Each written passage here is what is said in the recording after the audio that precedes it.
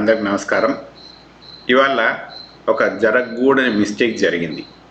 ఇది ఎంత పెద్ద మిస్టేక్ అంటే మనం ఎప్పుడు ఎవ్వరు ఎట్టి పరిస్థితుల్లో చేయకూడని మిస్టేక్ ఇది.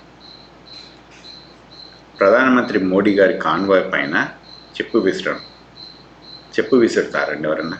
ఆయన ఏమంత చిన్న తమాషా మనుషులకి కనిపిస్తున్నా మీ అందరికీ? ఇస్తున్న బుద్ధిలేని విధవకి కనీసం ఇంకిత జ్ఞానం ఉందా? అసలు ఏం చేస్తున్నారో మీరు? ప్రధానమంత్రి ఆయన నా ప్రధానమంత్రి, అర్థమైందా? మన ప్రధానమంత్రి మీద చెప్పులు విసిరేంత అసలు దౌర్భాగ్యపు స్థితికి ఒక వ్యక్తి రావడం అనేది చాలా బాధాకరమైన పరిస్థితి. ఇట్లాంటి వ్యక్తిని ఊరికి వదిలిపెట్టకూడదు. వీళ్ళని తప్పకుండా జైళ్ళలో వేయాల్సిందే. ఆయన దేశంలో ఉన్న వాళ్ళు మెజారిటీ ఆఫ్ ది పీపుల్ ఎంచుకున్న లీడర్ అండి ఆయన. మీకు నచ్చలేదా? No problem.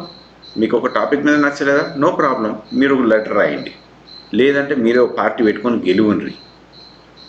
ఇట్లా కూడా కుదరలేదా? ఆయనకు ట్విట్టర్లో ఉంటాడు కదా, ట్విట్టర్లో ఒక మెసేజ్ రాయండి. అట్లా కూడా కుదరలేదా? ఇంకా అంతకంటే బలంగా యుద్ధం చేద్దాం అనుకుంటారు ఆయన పైన. ఆడ పోయి కేసులు వేయదు సుప్రీంకోర్టులో పోయి. ఎవరు వద్దన్నారండి? ఎవరు ఆపినండి మిమ్మల్ని? ఎవరు ఆపలేదు. ప్రజాస్వామ్యం ఈ దేశంలో ఇంకా బతికే ఉంది, కోర్టులు కూడా బతికే ఉన్నాయి, అర్థమైందా? అట్లాంటప్పుడు మీకు నచ్చినంత మాత్రాన దేశ ప్రధానమంత్రి మీద చెప్పేసే తప్పు మాత్రం ఎవరు చేసినా కూడా చాలా పెద్ద పొరపాటు. ఇంతకంటే ముందు కొంతమంది మూర్ఖులు రాక్షసుల్లాగా బిహేవ్ చేసి గాంధీ గారిని తుపాకీతో కాల్చి చంపాడు. ఇంకో మూర్ఖుడు దరిద్రుడు వాడేమో ఇందిరాగాంధీ గారిని కాల్చి చంపేసాడు. ఇదా దేశానికి మనము ఏమిద్దాం అనుకుంటున్నాం?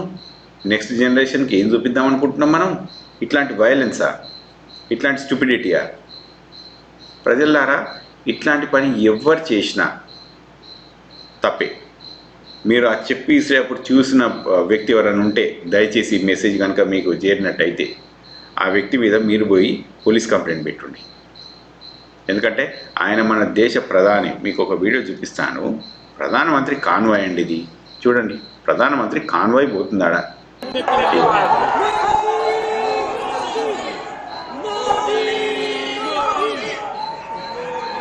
వాడెవడో చూసిండు కదా అక్కడ వీడియో. సో ప్రజలారా, వాడెవడో చెప్పు చేసి వేసేస్తే మళ్ళీ అక్కడ సెక్యూరిటీ పర్సనల్ దాన్ని తీసుకొని బయట వేయాల్సి వచ్చింది. ఒకటేంటంటే ఇది ఇట్లాంటి పొరపాట్లు ఎవరు చేసినా ఎంత పెద్ద పొరపాటు అనేది వాళ్ళకి అర్థం కావాలి. అంటే ఒకటే ముచ్చట, వాళ్ళది తప్పకుండా ఇప్పటిదాకా మనకి ఇన్ఫర్మేషన్ ఎక్కడ రాలేదు న్యూస్ పేపర్లలో కూడా. అది న్యూస్లో రావాలి, ఆ వ్యక్తి ఎవరో ప్రపంచానికి తెలవాలి, ఆయన చేసిన మూర్ఖ పని కూడా ఈ ప్రపంచానికి తెలవాలి. పాయింట్ 1. పాయింట్ 2, ఇది ఎంత పెద్ద సెక్యూరిటీ బ్రీచ్ అండి. ప్రధానమంత్రి గారు పోతున్నట్టే ఆల్మోస్ట్ ఒక 48 గంటల ముందు నుంచే ఆ ఏరియా మొత్తం సెక్యూరిటీ లెవెల్లో ఉంటుంది, ఒక హైయెస్ట్ సెక్యూరిటీ లెవెల్లో ఉంటుంది. అట్లాంటి సెక్యూరిటీ బ్రీచ్ అనేది చాలా పొరపాటు. ఎప్పుడు అట్లాంటివి జరగకూడదు.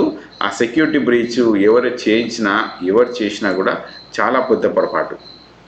అట్లాంటి పొరపాట్లను ఎప్పుడు ఎంకరేజ్ చేయకూడదు. No violence.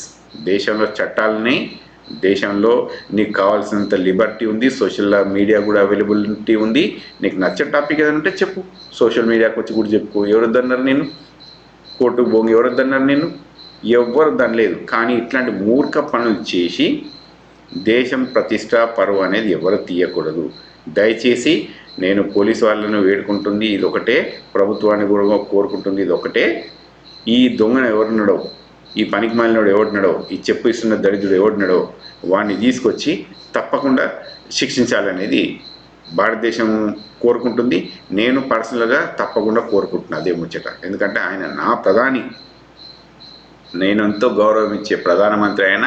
ఎందుకంటే ఈ దేశానికి అందరు కాకుండా మెజారిటీ ఆఫ్ ది పీపుల్ కలిసి ఎన్నుకున్నారు. Okay, so thank you very much. మళ్ళీ నెక్స్ట్ వీడియో కలుద్దాం.